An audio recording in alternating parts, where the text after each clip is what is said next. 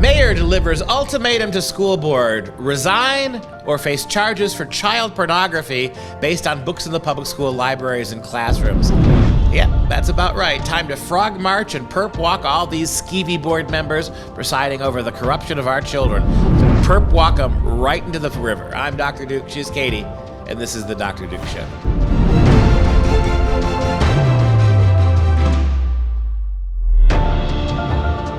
Hello, everyone, and welcome to the Dr. Duke Show. As you know, we are that one and only program that keeps you educated on all the craziness impacting K-12 classrooms and college campuses around the world. Today's show is sponsored by Mike Lindell and our friends at MyPillow. You can save up to 66% at MyPillow.com when you use the code Dr. Duke, D-R-D-U-K-E. Again, save up to 66%.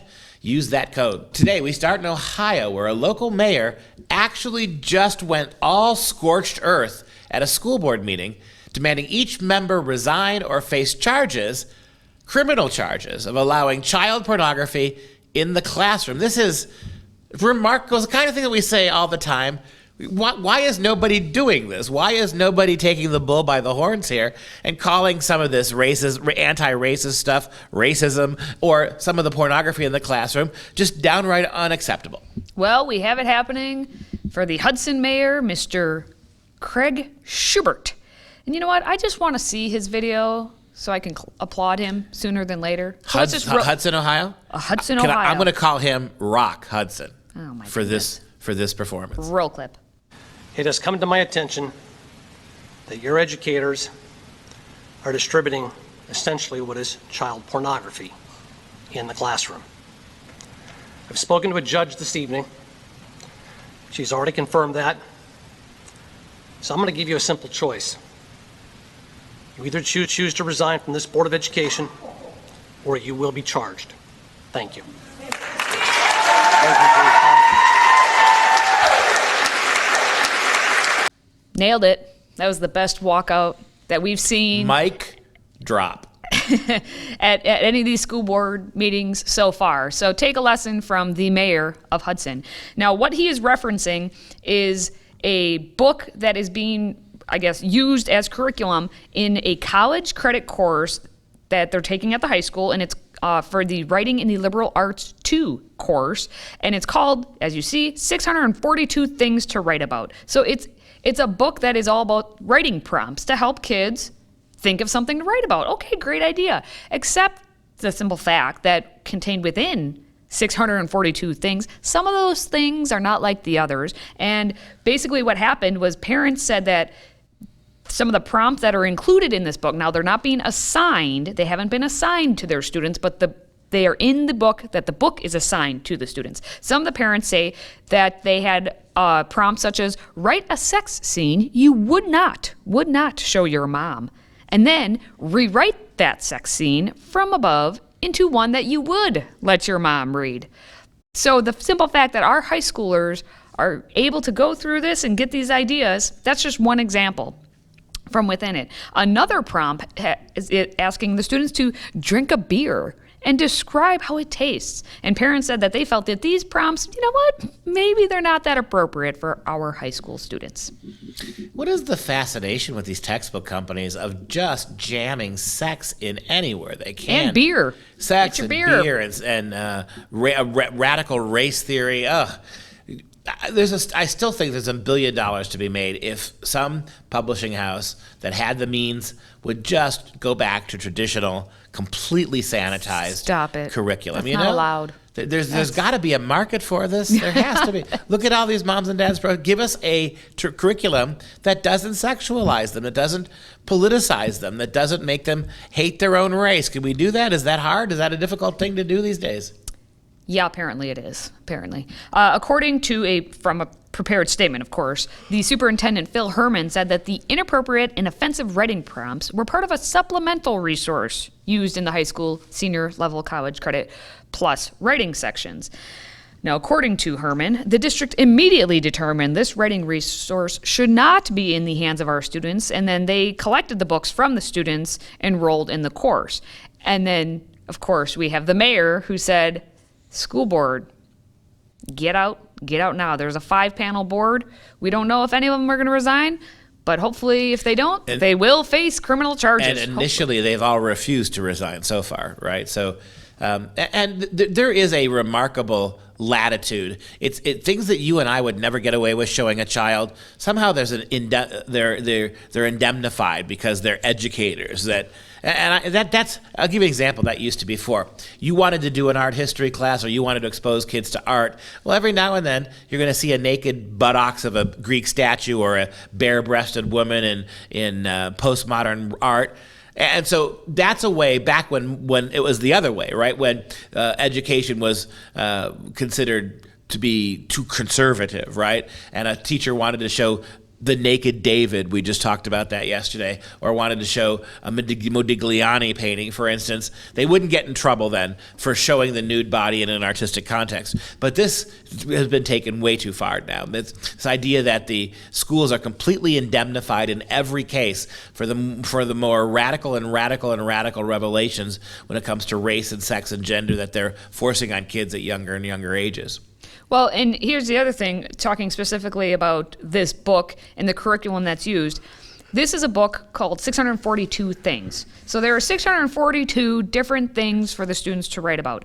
How difficult is it for the English teacher of this class to come up with, how many times do they meet every day? Do they do a writing prompt every single day? How difficult is it to come up with a writing prompt, or have the students come up with writing prompts? But I know that would take brain power for the students to have to engage with it. Because what happens is the high school principal, Brian Wilch, said that this book has been used in the past. And so no one complained till now, I guess, or no one even looked into it till now. And he actually told the school board that him and his administrative team are apologizing to the students' parents, and that the schools, they're looking for replacement that's suitable. Again, couldn't the suitable material be actually the teacher using brain power to come up with the writing prompts, or the students using it? But according to Wilch, we didn't exercise due diligence when we reviewed this resource, and as a result, we overlooked several writing prompts among the 642 that are not appropriate for our high school audience. We feel terrible. At no time were any of these inappropriate prompts selected or discussed, but they still were there, and they were viewable, and you can't unsee them. Well, the real question Correct. is, what kind of sex scene are these kids going to be able to write that they would show to their parents, to your mom? Oh, so you're focused Right. on that. Well, there's that too. You're actually doing the writing prompt in your head right now. I'm coming up with other alternatives to writing prompts. Scene, you are coming up well, with the... I mean, it does question the people who put together that textbook. Write a sex scene that you would be willing to show your mom. Do you know who actually probably put these together? Who? English college graduates. Wouldn't surprise Because if me. you graduate with an English degree, there's a good chance you're going to be working for a textbook company.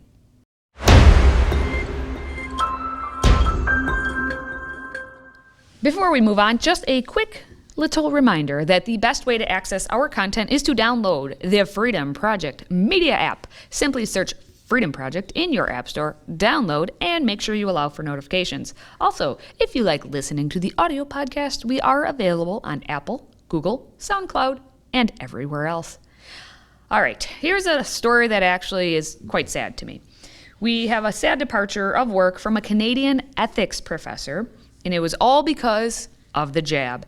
Dr. Julie Panesi was a professor of ethics at the University of Western Ontario, Huron College.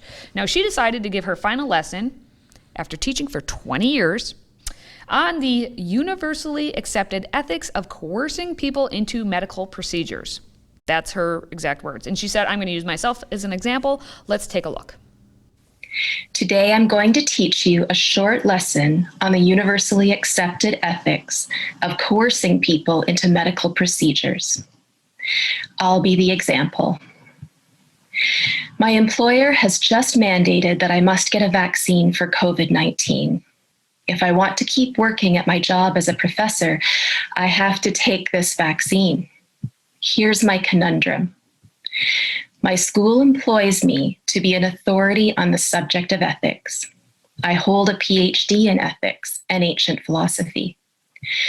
And I'm here to tell you it's ethically wrong to coerce someone to take a vaccine. If it happens to you, you don't have to do it. If you don't want a COVID vaccine, don't take one. End of discussion. It's your own business.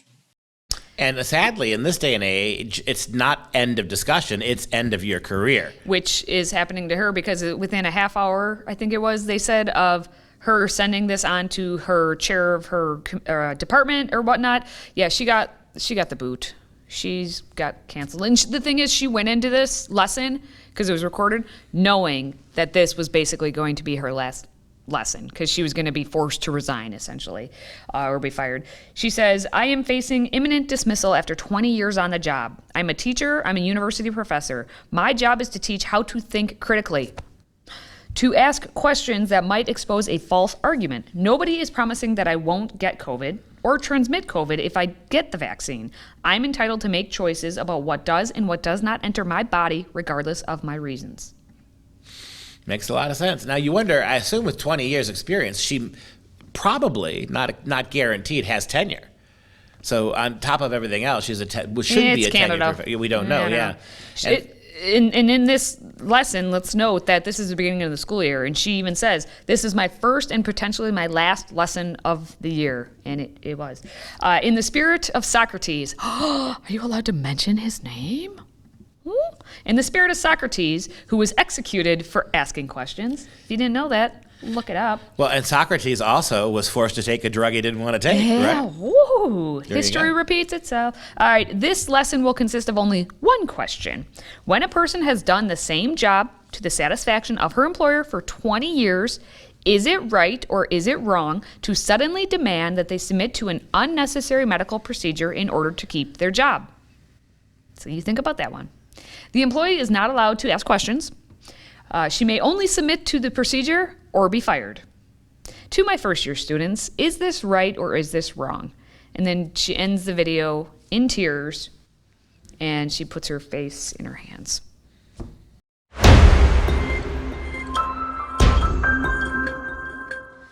Well, since we're on the note of you should resign or you're getting fired, here's a teacher who did decide to resign. It's a Missouri teacher. It's a junior high teacher who was employed for less than 3 whole weeks, and he's resigning, or did resign, because he was told to take down his pride flag. His name is John M. Wallace. He's 22 years old, and he taught speech and drama at Neosho High School in Missouri. And basically, he said his troubles began at the beginning of the curricular year when he hung a pride flag next to his sign that had said, in this classroom, everyone, all caps, is welcome. Yeah, yeah, right. And I'm a big believer the only flag you should have is the American flag, period. Unless this is a history of Europe class or something like that, or of world history or you might you're have. taking the German language or Spanish exactly. language. But the bottom line, this is a speech and drama teacher. It's a speech and drama teacher. So there's absolutely no reason for that. And that would apply to the I back the blue flag. That has no place in there any more than the gay pride flag does. It as we've seen again and again, particularly with that woman in California who was pledged allegiance to the queers, right? This flag is given preference now. It's flying at our because the Biden administration is flying it in our foreign embassies now. It's over the top and unnecessary, and it by definition is divisive. This young man was not doing this in the name of inclusion. He wanted to make sure that everybody who thought what he had the same politics as him was included, not necessarily people who had a different worldview. A gay pride flag front and center in your classroom doesn't give students much choice. They either have to swallow their comments and deal with it, or to actually challenge it, which I'm pretty sure this young man would have had a problem with. Now, he tweeted out, of course, he tweeted it. Everyone tweets. For a speech teacher who's content to tweet things on Twitter. Yes. He explained himself, saying, this was an attempt to make my classroom more open and welcoming for all of my students, and nothing was ever taught about the flag because it stood there as a reflection of my classroom as a safe space for my LGBTQIA plus students. Now, break that down. I like that he wants to make his classroom open and welcoming. However, does that also include having a picture of Jesus on the wall?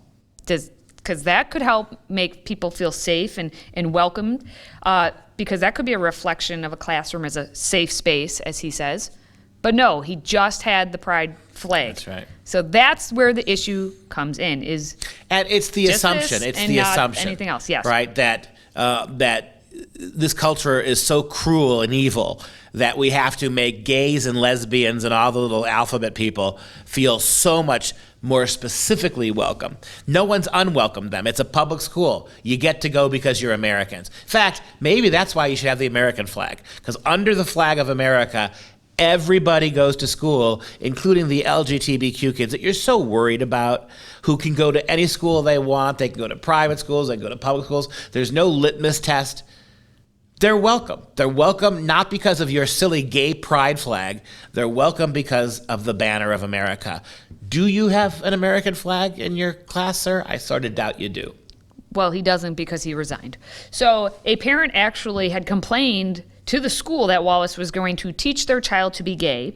And then Wallace said he was instructed to remove the flag and the signs. And Wallace said that, in fact, the use of the pride flag in my classroom was compared to hanging the Confederate flag in my classroom.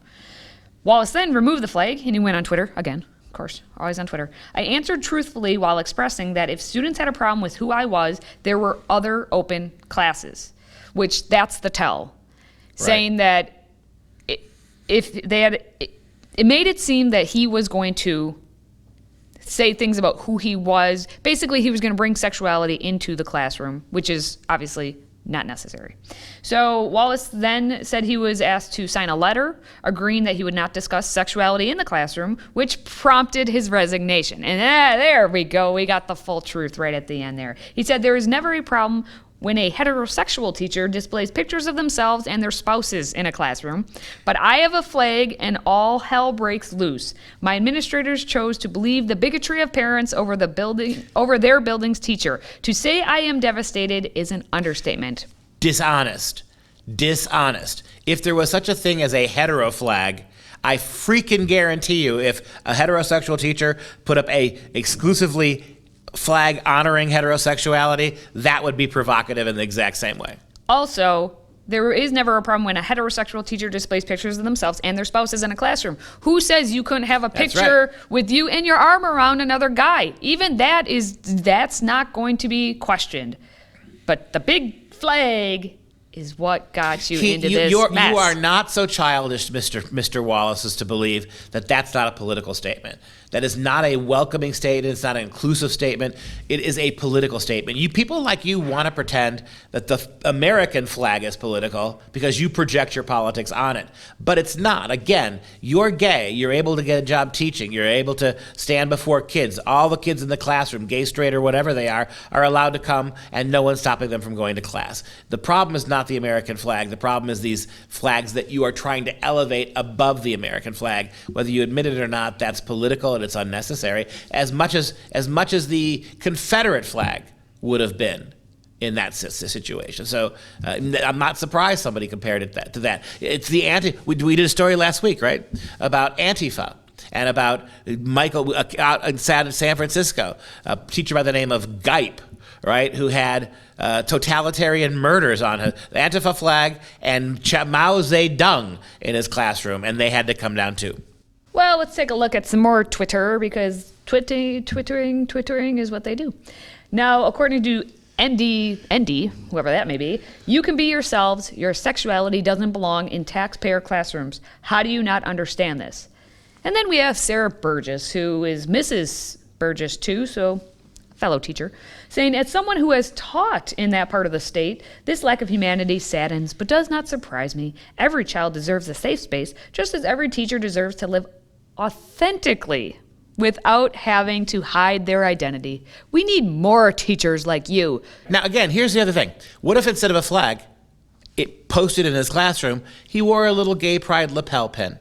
No problem. That would have been no problem. Is that living authentically enough? That's exactly. What are we talking about? You could do that, and no one would have said a word. But you're not. This wasn't about creating safe spaces. This is about announcing that this class will be a special place for people who are anything but heteronormative.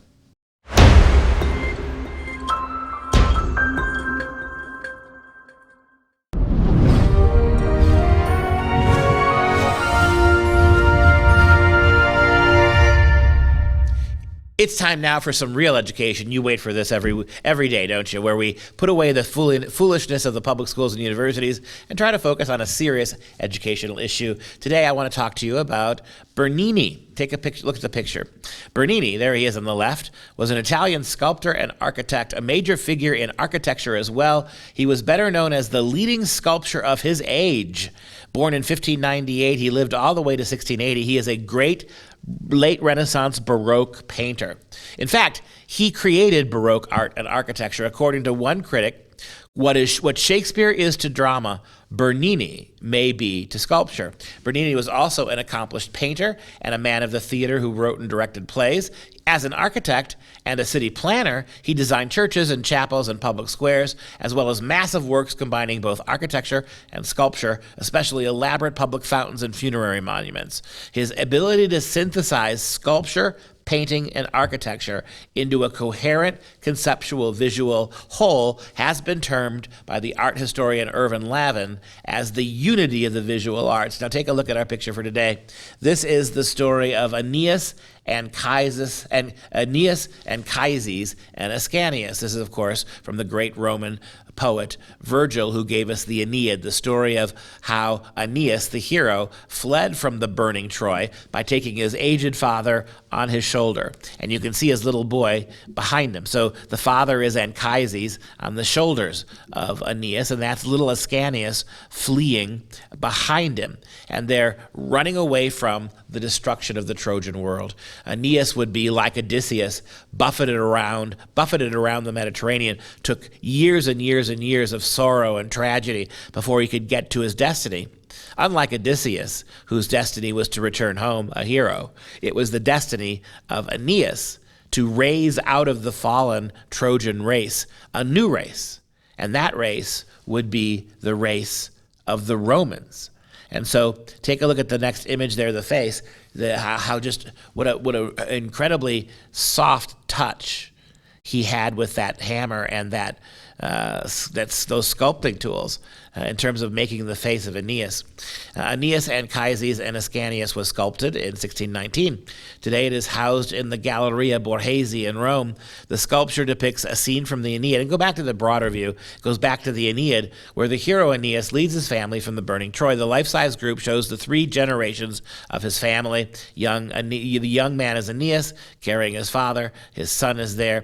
Aeneas is also a demigod. His mother was no less a goddess than Venus, Aphrodite, the goddess of love. And that is alluded to by the lion skin in which is draped around his body. A lion skin commonly stands in Greek mythology for power and is often related to Hercules, a descendant of Zeus. Behind that, you have Ascanius. The statue was made by Bernini when he was 20 years old. Let me repeat. When you were getting drunk in your dorm and sleeping through your classrooms, your 8 o'clock sociology classes, Bernini was sculpting this at age 20. Pretty amazing. Those are today's stories. If you have a question for us, please feel free to drop it into the mailbag by emailing askduke@fpeusa.org. And if you enjoy our content, please support our show by joining the Patriot Club. Your tax-deductible donation keeps us going. Simply visit patriotclub.us to get signed up. That's patriotclub.us. And as a special thank you, we will ship you a brand new American Patriot tumbler, or maybe two. Consider today's show wrapped, bowed, and sent. For Freedom Project, I'm Dr. Duke. She's Katie. Until next time, remain in a state of suspended education, my friends.